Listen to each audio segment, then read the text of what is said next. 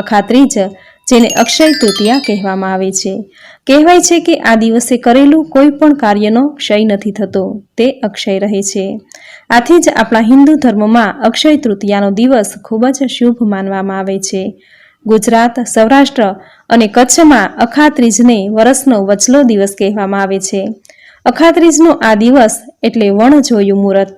વર્ષમાં એવા 4 વણજોયા મુહૂર્ત આવે છે: બેસતું વર્ષ, ચૈત્ર સુદ એકમ, અખાત્રીજ અને દશેરા, જેમાં અખાત્રીજ એ સૌથી શ્રેષ્ઠ અને શુભ માનવામાં આવે છે.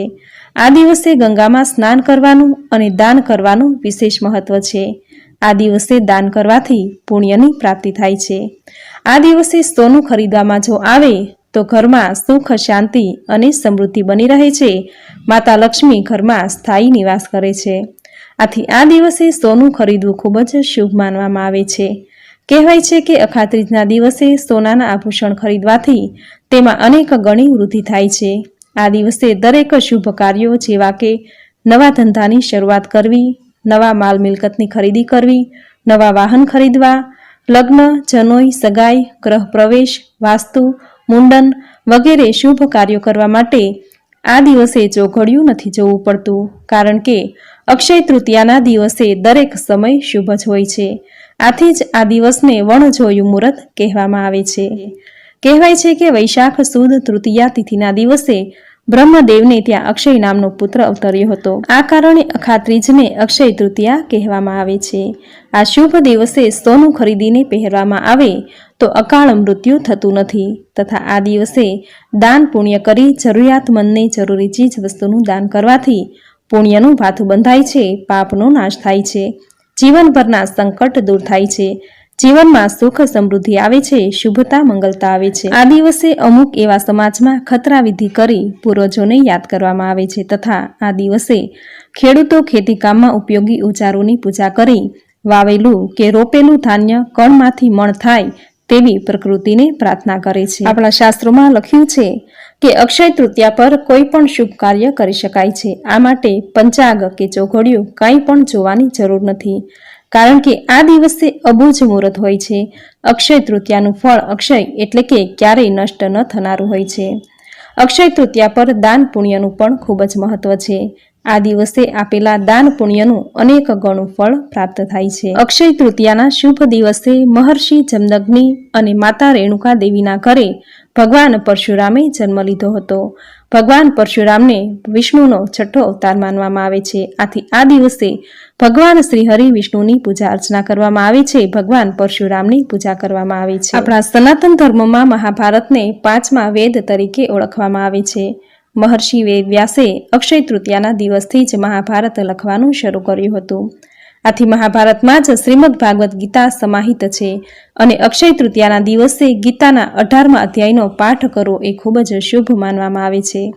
આ દિવસે સ્વર્ગથી પૃથ્વી પર માતા ગંગા અવતરિત થયા હતા. માતા ગંગાને પૃથ્વી પર અવતરિત કરવા માટે રાજા ભગીરથે હજારો વર્ષ સુધી તપસ્યા કરી હતી. કહેવાય છે કે અક્ષય તૃતીયાના દિવસે ગંગામાં ડૂબકી લગાવવાથી તમામ પાપ નષ્ટ થાય છે અને મનની મનોકામના પૂર્ણ થાય છે. અક્ષય તૃતીયાના દિવસે માતા અન્નપૂર્ણાનો જન્મદિવસ પણ માનવામાં આવે છે. આથી આજના દિવસે માં અન્નપૂર્ણાની પૂજા કરવાથી ભોજનનો સ્વાદ અનેક ગણો વધી જાય છે. તથા આ દિવસે ગરીબોને કે ભૂખ્યા બાળકોને ભોજન કરાવવાનું મહાત્મ્ય છે. આ દિવસે જરૂરિયાતમંદને દાન આપવું તથા એક ગરીબને ઘરે બોલાવીને આદરપૂર્વક ભોજન અવશ્ય કરાવવું.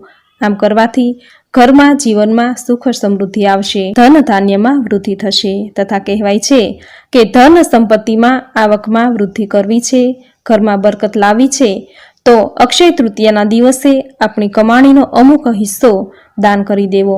આમ કરવાથી ધન સંપત્તિમાં વૃદ્ધિ થશે, ધંધામાં બરકત આવશે, જીવનમાં સુખ સમૃદ્ધિ આવશે, માતા લક્ષ્મી રાજી થશે અને ઘરમાં સ્થાયી નિવાસ કરશે. આ દિવસે જે કંઈ કાર્ય થાય તે અતૂટ રહે છે.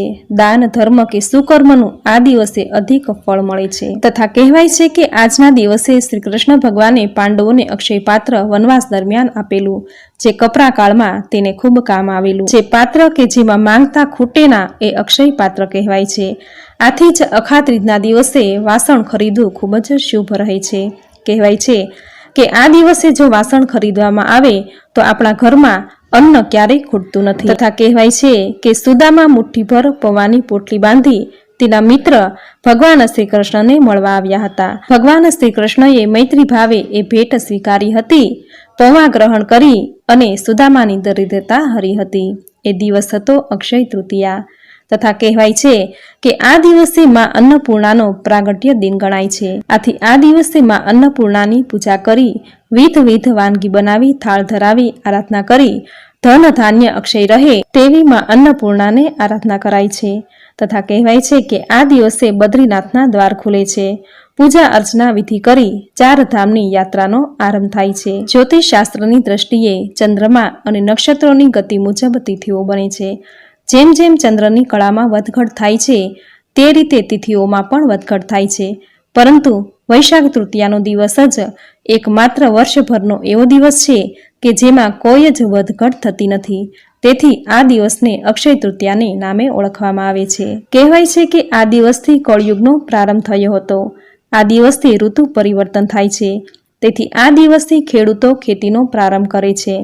આ દિવસે ખેડૂતો પોતાના શસ્ત્રો અને પોતાના પશુઓનું પૂજન કરે છે અને આ વર્ષે પાક સારો થાય તેવી પ્રાર્થના કરે છે.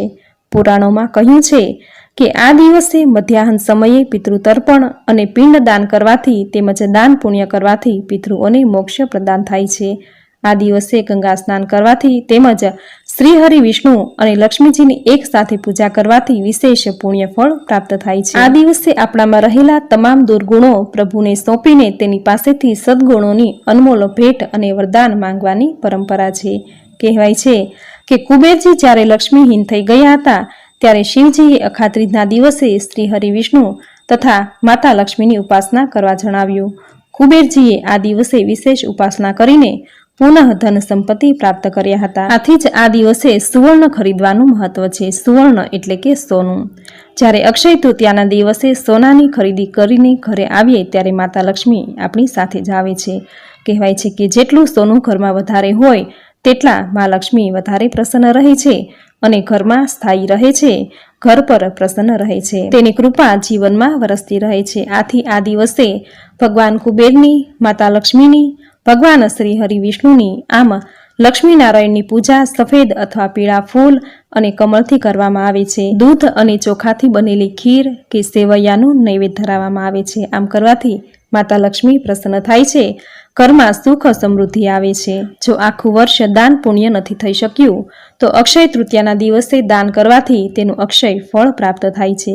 કદી પણ નાશ ન થાય તેવું ફળ મળે છે. આથી આજના દિવસે તમારી કમાણીમાંથી થોડો ભાગ ભગવાનના માટે અને તમારા પૂર્વજો માટે દાન કરવો. આમ કરવાથી પ્રભુ પ્રસન્ન થશે અને તમારા પિતૃઓ પ્રસન્ન થશે, તેમના આશીર્વાદ પ્રાપ્ત થશે. તેના આશીર્વાદથી ઘરમાં ક્યારેય અન્ન અને ધનની ખોટ નહીં આવે, વંશની વૃદ્ધિ થશે. અક્ષય તૃતીયાના દિવસે દાન કરનારને સૂર્યલોક મળે છે.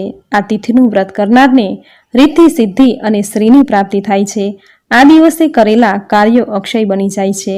આથી જ આ દિવસે માત્ર શુભ કાર્યો જ કરવા. આ દિવસે કોઈની સાથે લડાઈ ઝઘડો કરવો, કોઈનું અપમાન કરવું, કોઈની નિંદા કરવી વગેરે કાર્યો ભૂલથી પણ ન કરવા. જેમના ભાગ્યના આડે કોઈ પણ પ્રકારની અડચણ આવી રહી છે તો તેમણે અખાત્રીજના દિવસે ભગવાન શ્રી હરિ વિષ્ણુ, માતા લક્ષ્મીની પૂજા કરો ત્યારે 11 ગોમતી ચક્ર લેવા. એ ગોમતી ચક્ર લાલ કપડામાં બાંધી જ્યાં ધન રાખતા હોય તે તિજોરીમાં મૂકી દેવા.